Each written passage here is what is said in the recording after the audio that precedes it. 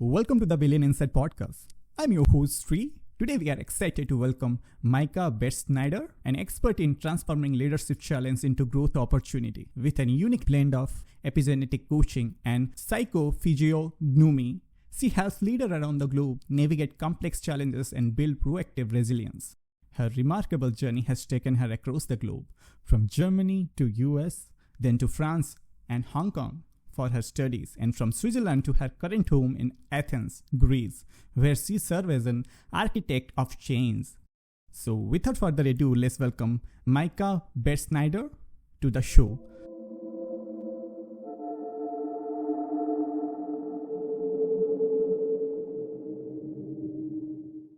So welcome, ma'am. Welcome to the Billion Insight podcast. Thank you so much, Shi. I feel very pleased and blessed to be on your show. Thank you. Yeah, ma'am. Thank you for joining us today. It's an absolute pleasure to have you on our show. Thanks a lot. So, ma'am, you have an interesting journey and you kind of live your life as a nomad lifestyle. I'm curious about your beginning. Can we start with your childhood? Yes, of course. So I am originally from Germany and I grew up in a normal German family, very conservative. And but I had always this urge in myself to travel the world, to see different cultures, to learn about different cultures. But my parents couldn't afford that. So as soon as I got my first job, I started my travel. That's interesting. So, ma'am, if I'm not mistaken, you are in your 40s, right? Yes, exactly. I'm 46 years old. Yeah. So you grew up in 80s Germany. Exactly, in Germany. And then I lived and worked in Switzerland, in UK, in the US, and as you said before. And now I'm in Athens since 5 months, and I just love it. I always love to, step outside my comfort zone, because I think this is what I tell my clients. To grow, we have to step outside our comfort zones. And sometimes the comfort zone is not so comfortable. So it's not scary at all. And I thought, okay, maybe if I give that advice, I should do it by myself, right? To be authentic. And I continuously did. Yeah. So, ma'am, out of the places which you have lived, like Switzerland, like your home country, Germany, US, Hong Kong, and now in Athens, so which one you like the most? Oh, that's a tough question.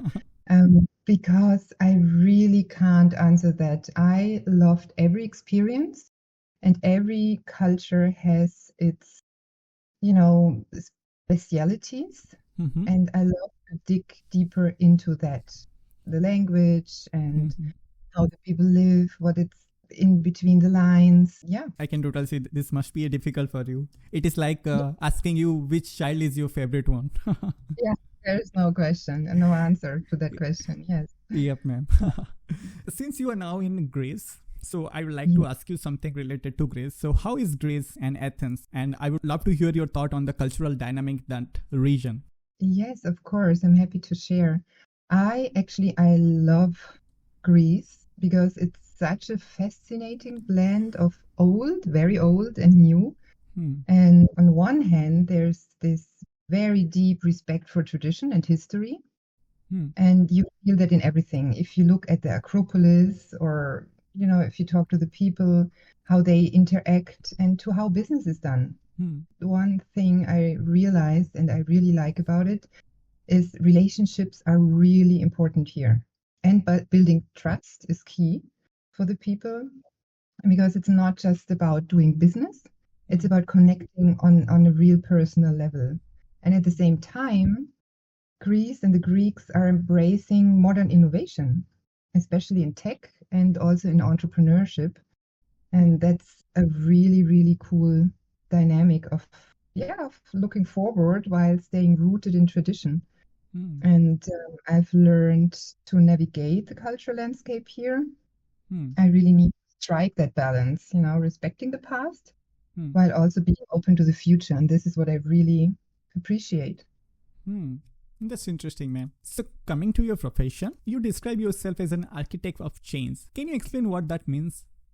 Yeah, so I actually like change, or I got to like change, because it's vibrant. And I think nowadays we have to be open for change. We grow through change, and I always see the opportunities in change. And I think that's very important because then change becomes not so scary anymore, but an opportunity.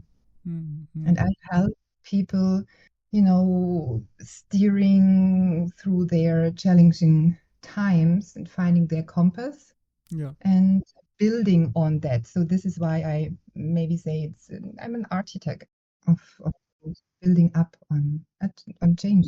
Mm-hmm. You are educating people to unleash their true potential. That is a really interesting way to represent someone who do this. Yeah, I love to support people and yeah, flip to the positive sides and Yeah. perspective of everything.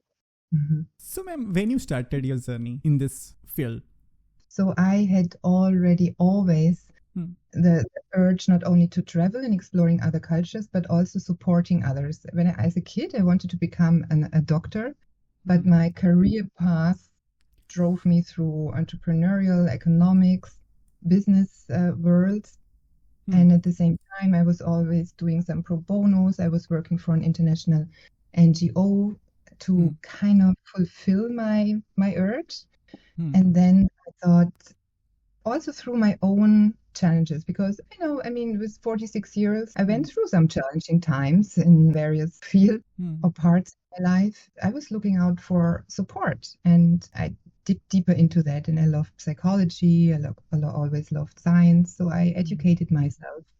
And then I thought, you know what? I don't just advise or help my friends. I open it up and help people who maybe went through the same challenges, and they're also in the business field. Leaders are also human beings. And so I started that, I think, 5-6 years ago to really focus on mentoring, sparring, coaching.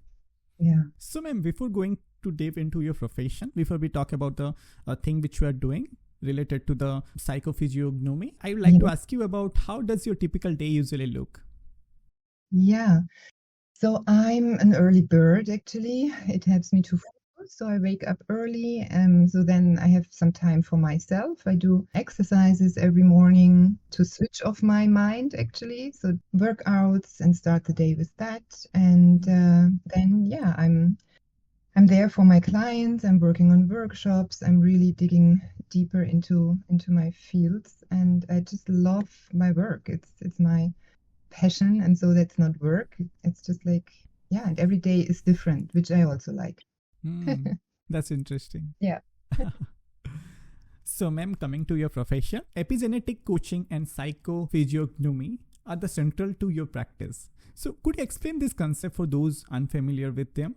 What exactly is psychophysiognomy, and how can face reading will be utilized in our life?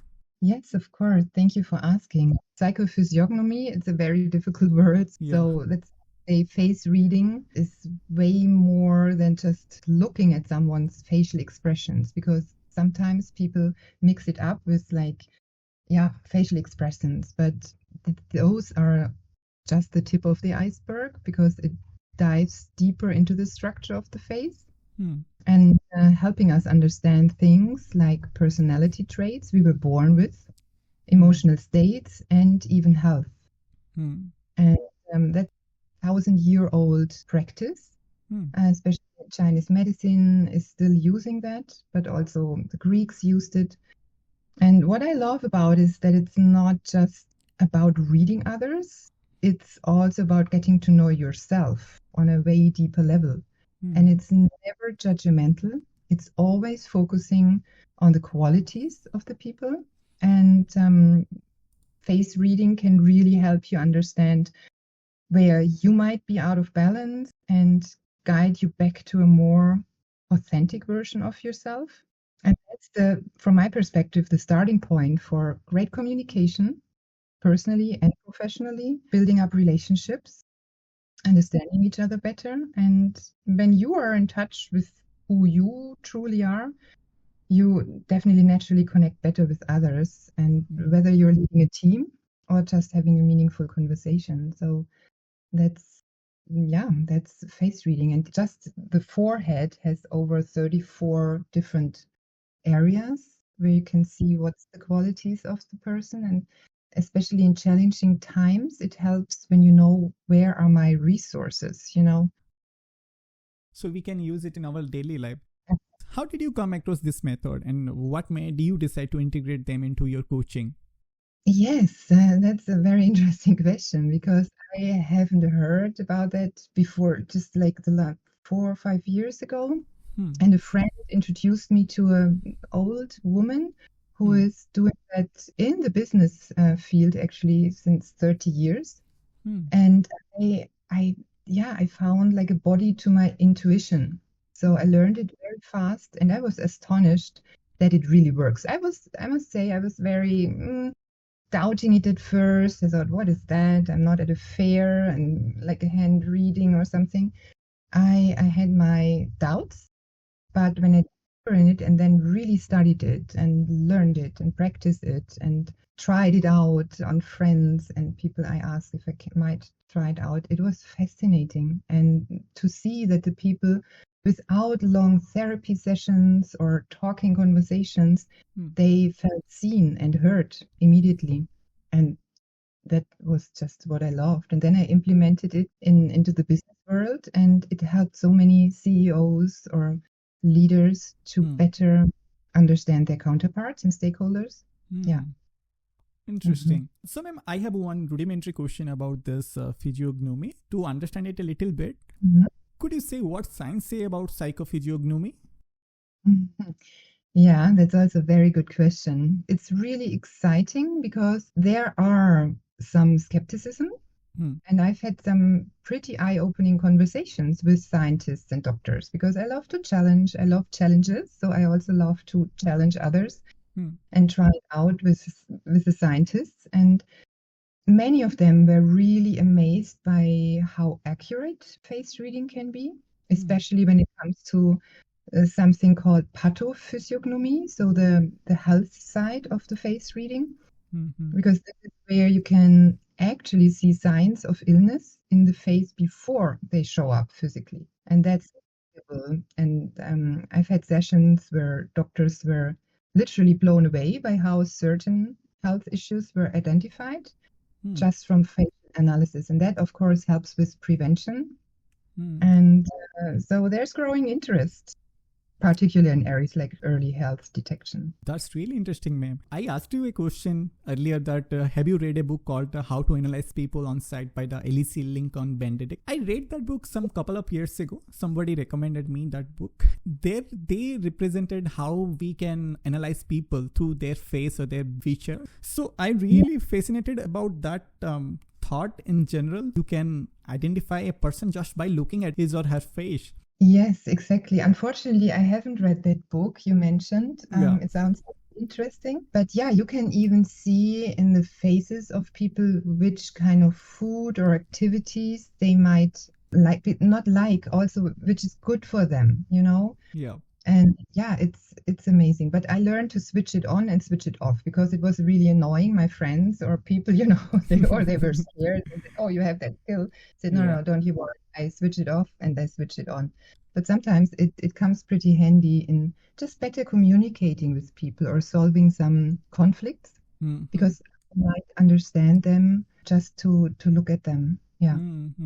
So, ma'am, since you teach people how to read faces, so could you share some practical tips on how we can use this technique in our personal life? For example, how we can use this technique to help us find the right partner or even a suitable co-founder for your startup, Yes, of course. You can also use that when you know yourself first and you know what are your qualities, and that leads to what you want, or what you need. Some people need, especially when it comes to work.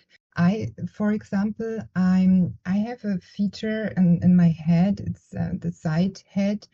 I'm not very good with numbers, and I tend to overthink things, and I tend to be over perfectionist. So I need somebody who is a doer, So for when it comes to business, if it's a her or him, I need somebody to do things. So we would be a perfect, partnership in when it comes to business to bring things forward. And so you can definitely figure that out. It depends on what you know what your qualities are and what would be the perfect add-on when it comes to business, or also, of course, in private life, because then you are not surprised or angry about, oh, he will never do the rose petal romantic dinner preparation. Mm-hmm. He has some qualities I really, really appreciate.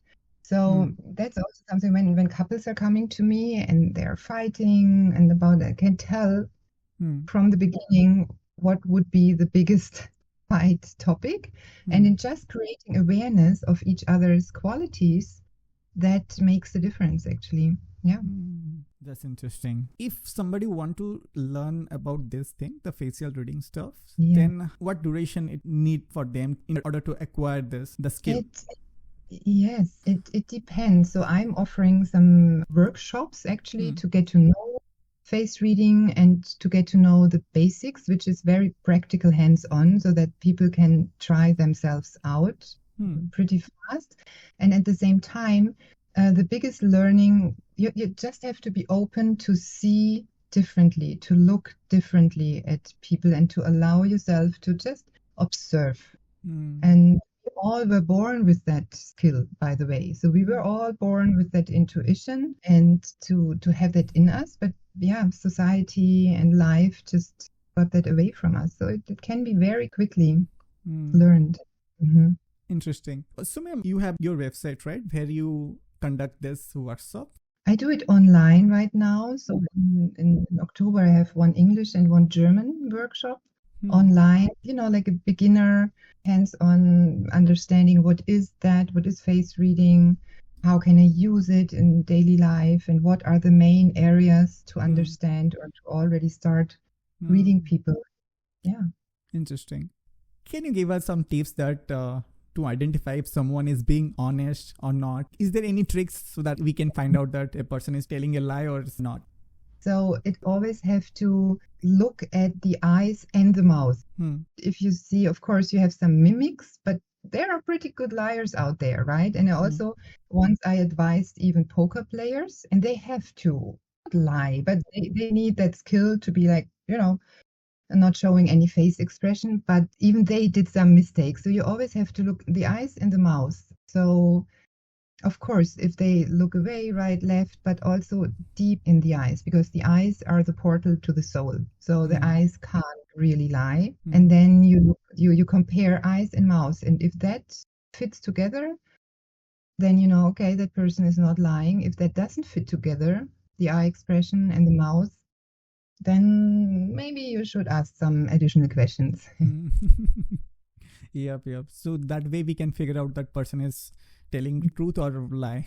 But you should also look to additional features, like if that person has empathy, you can see that in the philtrum below the nose, and you can see, if the person through life is very close and not talking a lot about their emotions, but that shouldn't be a hard person, so you always have to look at the combinations in the face. So it's always like a wandering over the face and not just saying, okay, if that is like that, the nose is like that, or the eye is like that, then that person is. No, it's not judgmental. It's always like a wandering around the face and comparing also, like, is there empathy? What are the qualities?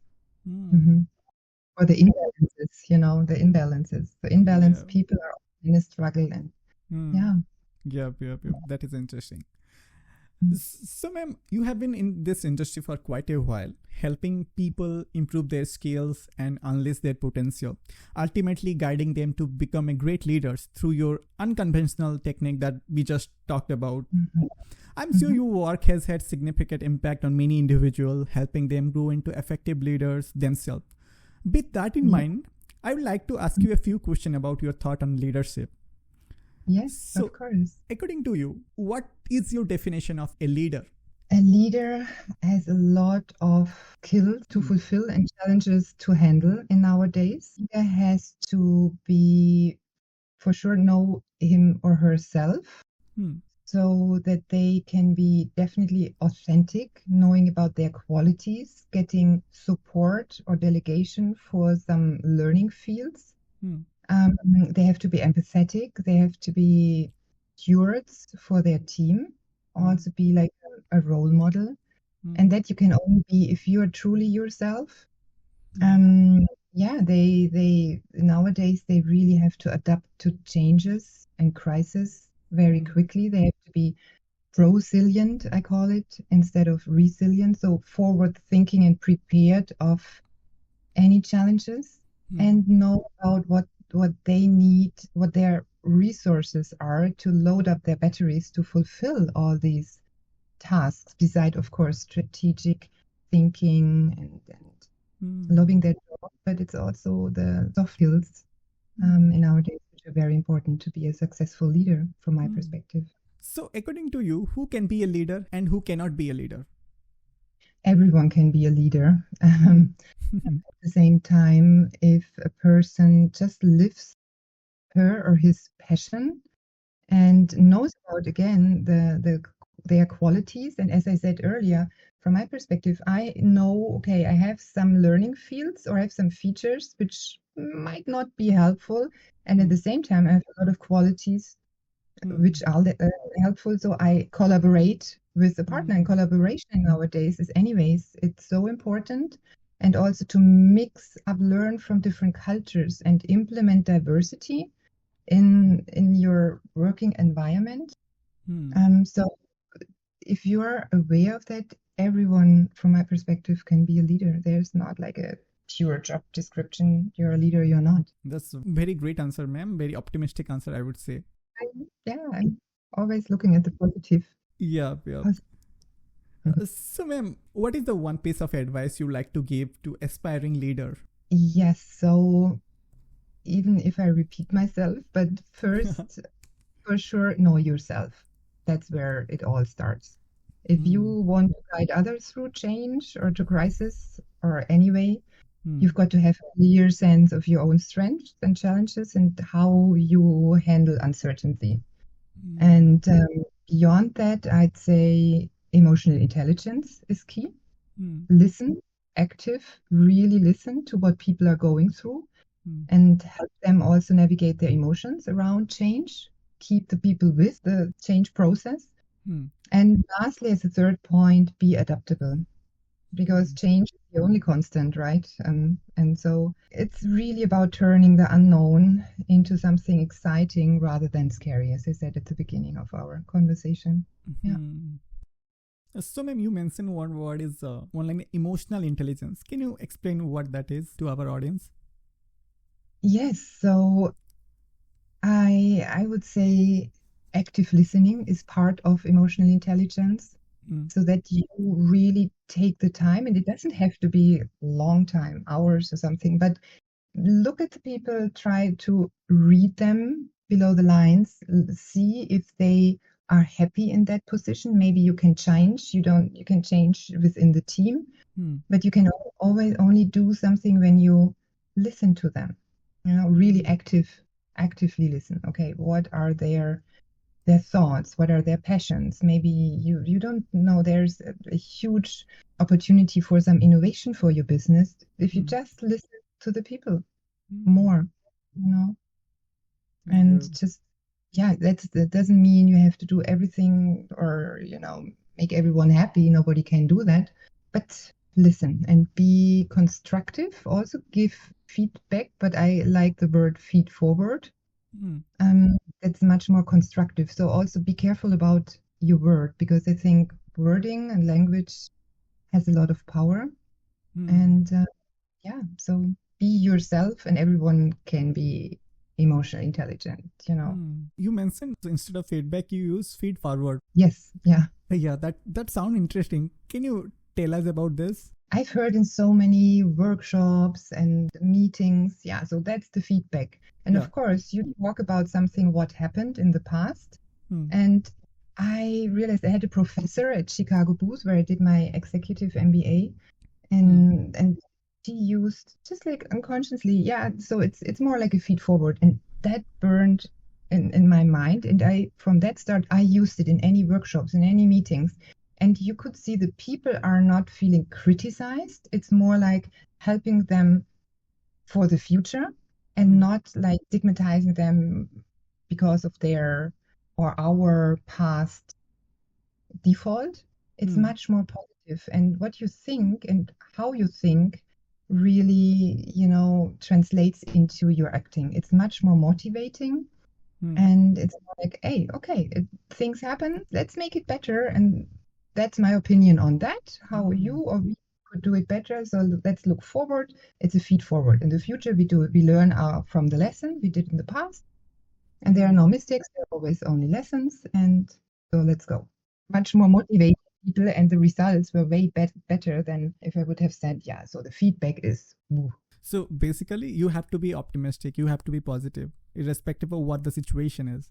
Absolutely, because otherwise you miss opportunities. If you're stuck in the past and you're making yourself small, that doesn't help, Yep. You should learn out of it and change it. There's always a next door opening up, or opportunity. It's not naivety.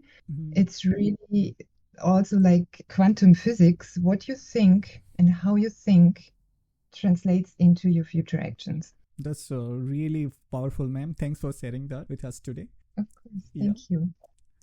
So, ma'am, you are a strong advocate of proactive resilience. So, can you tell us about what proactive resilience means and why it is important for leaders today? Yeah, thank you for asking. It's kind of the same concept as I used with the feed forward instead of the feedback. It's really pro-resilience. So looking forward, learning out of the learned lesson, maybe the pains. Usually we learn through pain, so we all have to go through painful times and experiences. So of course, we can't have a solution for everything what will happen. Then also you miss the present moment. And at the same time, you can understand yourself, how you reacted in the past in crisis and in changes. So let's build up individual a plan, a toolkit, which makes it easier for you in the future to go through changes. So that's what I mean with building up, pro-resilience and not only resilience, Interesting. So, ma'am, while researching this podcast, I learned that you hold a second-degree black belt in Taekwondo. That's really impressive. So, what role does your martial arts background play in your understanding of resilience? Oh, a big part, actually.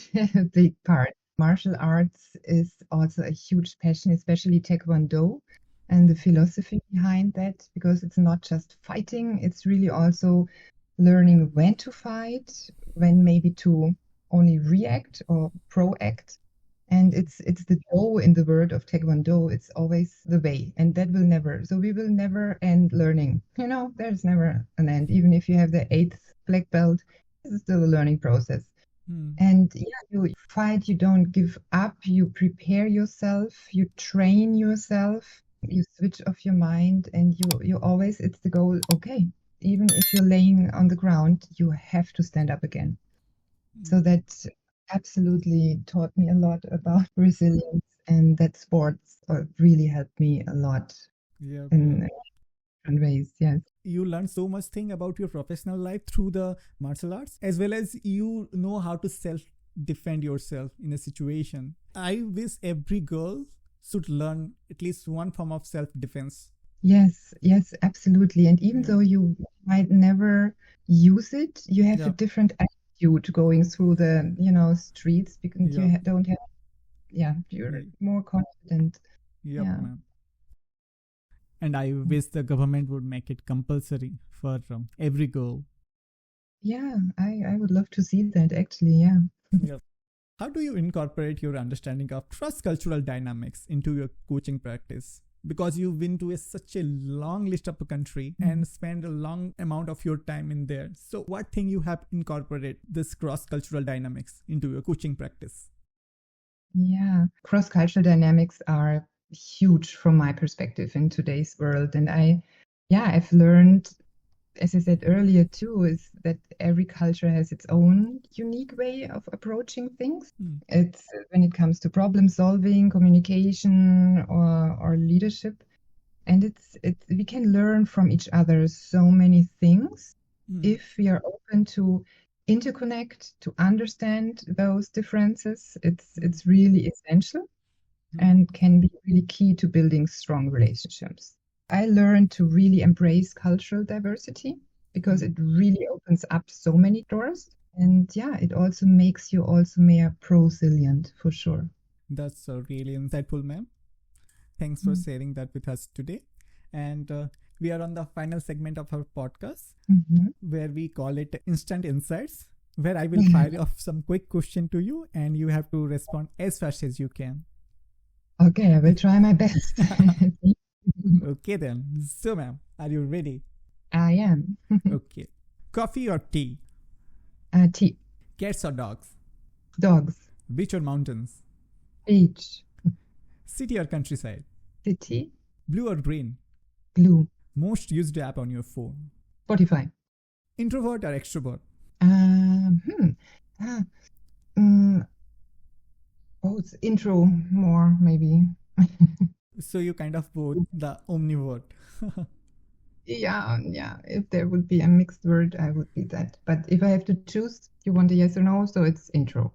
Okay. So it is like you naturally introvert, but you wanted to be extrovert. Since you are in this business world, right? You train people, training executives, so you wanna be extrovert. I mean, you must have to be extrovert in order to inspire others, right? Yeah, actually, yeah. So if I don't think about intro, extra, I just live my passion. And some people are saying, you're totally extrovert. If I feel confident or safe or talking about or doing my passion, maybe then I appear like that. But I'm still always thinking. And yeah, so this is why I was hesitant. But yeah, I think the foundation, I'm more introvert. Yeah. So, ma'am, most recent hobby you picked up?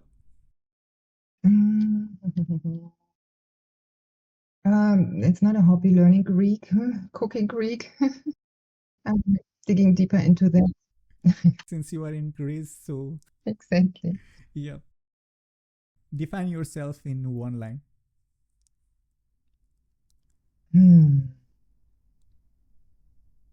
Empathetic, curious, and loyal. That's not even a line. These are 3 words, but that popped up in my head. Yeah. So, ma'am, what is your go-to stress relief method? Definitely exercising, martial arts, or just being outside in the nature at the beach, walking there, sitting there, listening to the waves, to making myself available and also conscious to sound, smells, feeling barefoot of the nature, and doing some activities. Yeah, without a phone, without any digital tools. That's interesting. So, ma'am, if you could change 3 things about the world, what would it be? A better understanding for each other, focusing more on the real things in life and also about, the education of our children and helping the children to become, to have better chances to collaborate. Definitely.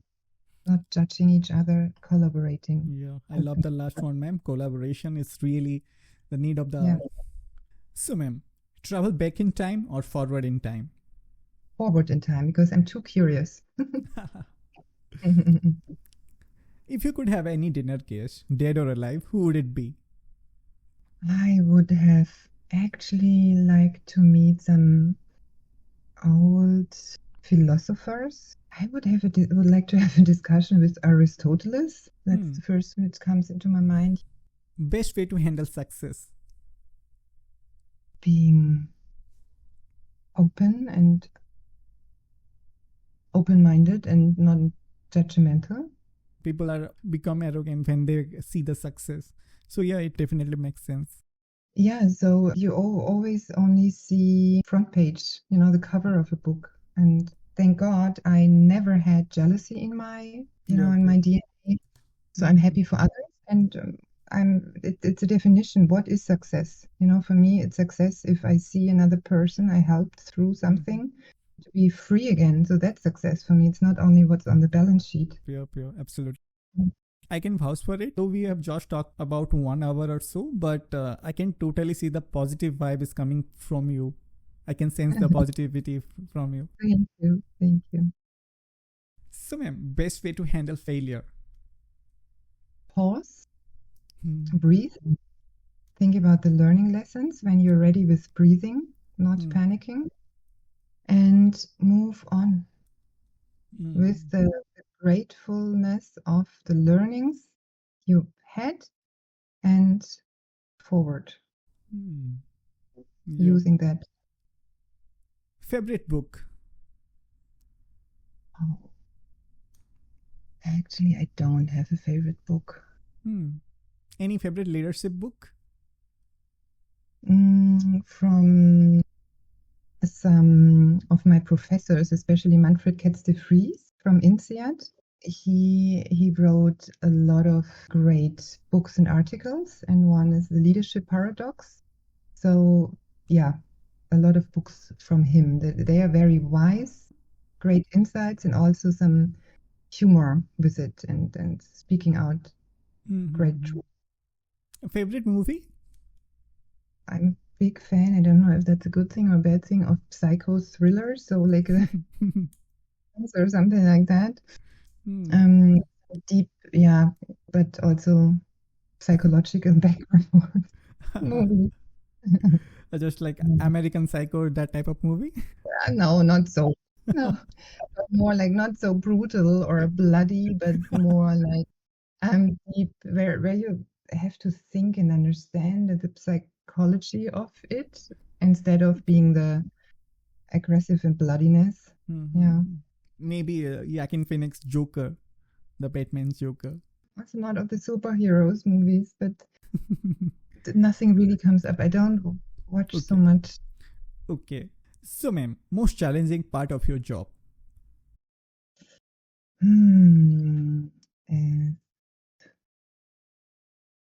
If I see potential and solutions and know exactly that the person communicates she or he doesn't want to go that way, so they're scared and they can't take the scarcity of them, even though I know it will be good. That drives myself in me, but always has to come from the person intrinsically, of course, but that's challenging to let go. Yeah. And most rewarding part of your job? If the people afterwards they are just so free, and I can see that in their face, in their eyes, and they're stronger, and they say, I'm so free, and I'm getting into my and every morning I wake up with more strength and positive thinking and clarity.